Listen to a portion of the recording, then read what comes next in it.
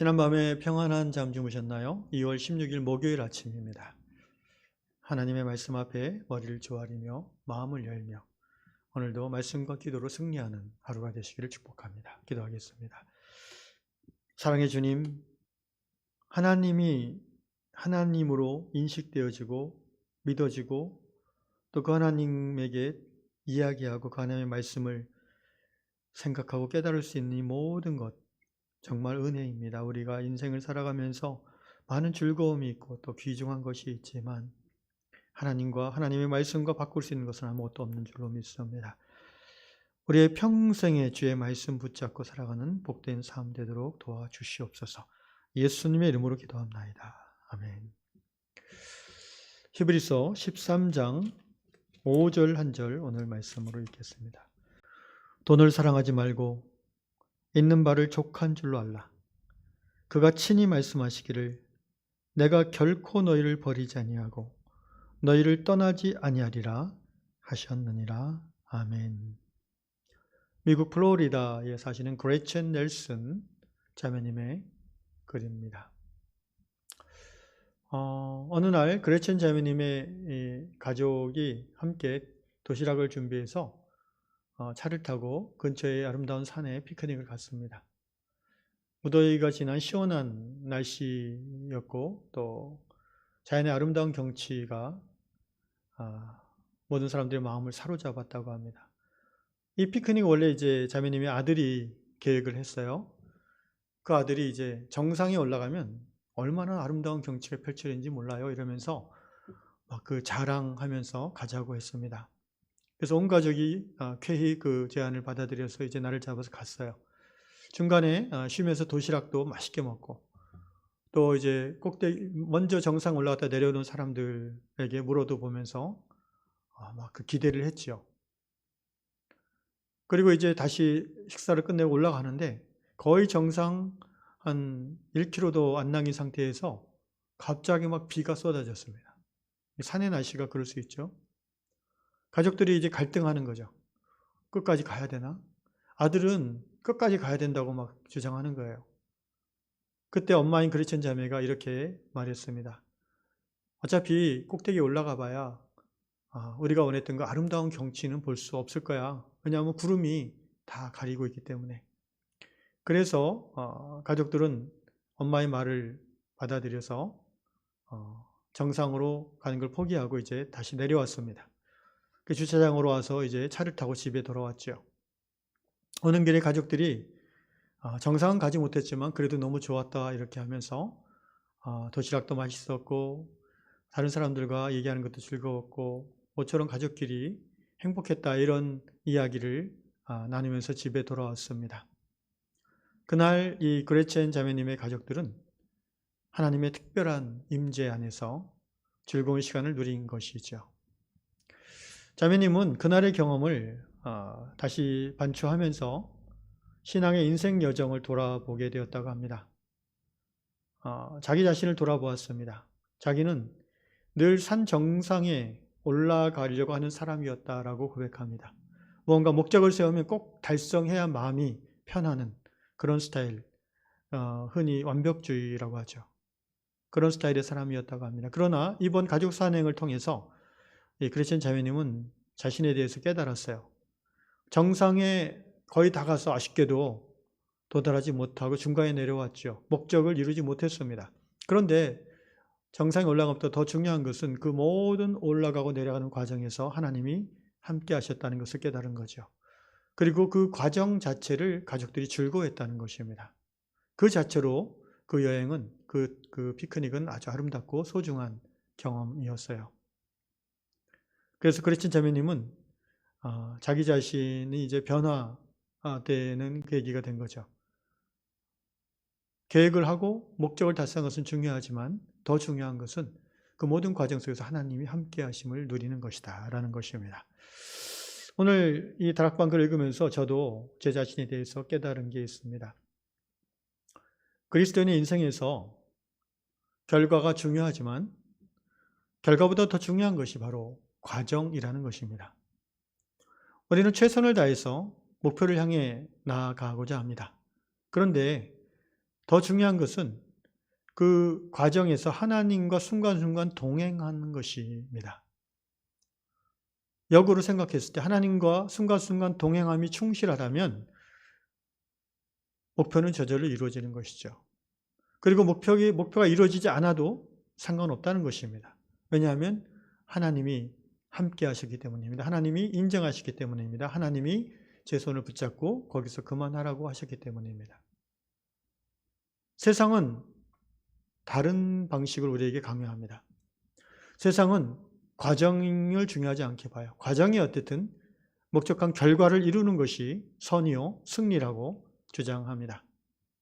그런 세상적 사고방식, 소위 세속적 사고방식으로 인해서 이 세상에서는 많은 탈법과 불법이 횡행하게 됩니다. 불법을 행하고도 권력으로 감출 수 있고 가릴 수 있고 언론을 통해서 호도할 수 있고 결과만 승리하면 돼라는 그런 사고방식이죠. 이 말씀을 지금 전하다 보니까 생각이 나는 에피소드가 하나 있는데 제가 1985년인가요? 대학교 이제 4학년 졸업하던 해에 삼성그룹의 입사 시험을 본 적이 있습니다. 그때 이제 필기 시험 후에 1차, 2차 면접을 보는데 2차 면접, 마지막 면접에서 그룹 토의가 있었어요. 그때 한 6명을 한 그룹으로 해서 이제 임원들이 보는 앞에서 면접을 하는데 주제가 딱 던져진 게 뭐냐면은 결과가 중요한가, 과정이 중요한가, 이 주제였습니다. 제 기억에 다른 5명은 다 결과가 중요하다고 그랬고 저만 혼자서 결과도 중요하지만 과정도 그 못지않게 중요하다라고 주장했고 그 면접의 목적은 정답을 맞추는 게 아니라 자기의 주장에 대해서 충분한 근거를 논리 있게 얼마나 잘 설명하냐 그걸 보는 것이었거든요. 그래서 저는 합격을 했는데 제가 기억나는 것은 과정과 결과가 똑같이 중요하다고 주장한 사람은 저 하나였다는 것입니다. 그때는 그렇게 깊은 어떤 그 묵상, 깨달음의 결과라기보다는 그냥 저는 그렇다고 생각했기 때문에 그렇게 얘기한 건데 세월이 지나고 하나님을 알아갈수록 제 생각이 맞다는 확신이 더 드는 것이지요. 오늘 이 글을 통해서 다시 한번 그것이 떠오르네요. 결과도 중요합니다. 그런데 결과에 이르는 과정이 하나님과 함께하지 않는다면, 곧 하나님의 말씀대로 이루어지지 않는다면, 다시 말하면 사람들의 마음에 상처를 주고 자신의 어떤 욕망을 이루는 그런 수단으로서 과정이 사용되어진다면 그렇게 해서 결과를 얻었다 해도 그것이 하나님을 기쁘시게 하겠습니까? 하나님의 뜻이겠습니까? 많은 목회자들이 과정보다 결과를 바라보면서 수단과 방법을 가리지 않고 교회를 성장시키고 또 건물을 짓고 많은 은행빚을 얻어가지고 교회 본연의 사명을 제대로 감당하지 않은 상태에서 외형만 늘리려고 합니다. 저는 하나님이 그것을 기뻐하지 않는다고 생각합니다. 하나님은 사역자들이 하나님 앞에 갔을 때에 얼마나 큰 교회, 얼마나 많은 헌금, 얼마나 많은 성도를 보유했나를 보시지 않고 네가 과연 그 모든 과정에서 성령과 함께 했는가를 물어보실 것이라고 생각합니다. 네가 과연 그 모든 과정에서 말씀의 원리대로 행하고자 했던가를 물어보시라고 저는 생각합니다. 제 자신도 그런 질문 앞에서 당연히 자신이 없습니다. 그래서 오늘 히브리서 말씀 결코 제가 붙잡을 수밖에 없습니다. 돈을 사랑하지 말고 있는 바를 족한 줄로 알라. 그가 친히 말씀하시기를 내가 결코 너희를 버리지 아니하시고 너희를 떠나지 아니하시리라. 우리가 자꾸 무리하고 결과를 내기 위해서 무리하는 이유는 만족하지 않기 때문에 그래요. 더 나아가서 두렵기 때문에 그래요. 이거 실패하면 안 되는데. 그런데 신앙이란 것은 나의 목적을 이루는 것이 목적이 아니라 인생의 목적이 아니라 하나님의 목적을 이루는 것이 인생의 목적이잖아요. 그 목적을 이루어가는 과정에서 하나님이 우리를 버리지 않는다고 약속하시는데 떠나지 않는다고 약속하시는데 조바심 낼 필요가 없다는 거죠. 최선을 다하되 안 되면 안 되는 데까지 가는 거죠. 그리고 거기서 멈추고 감사하고 툭툭 털고 주님 앞에 가면 되는 것입니다. 사랑하는 형제자매 여러분, 신앙의 인생을 살아가면서 내가 세운 하나님 주신 그 사명의 목표와 목적이 있겠죠. 그런데 우리는 항상 매일 아침 돌아봐야 되는 것은 지금 그 목표를 향해 내가 나아가고 있는 것은 맞는데 바로 이 하루의 과정에 하나님이 함께 하시는가? 과연 그 목표를 이뤄가는 그 수단과 방식이 하나님 나라 방식인가? 이거를 우리는 돌아봐야 될 것입니다. 분명한 것은 실패와 성공보다 더 중요한 것이 하나님과 함께 동행하는 것이라는 성경의 말씀입니다. 기도합시다. 아버지 하나님 감사합니다. 그렇습니다.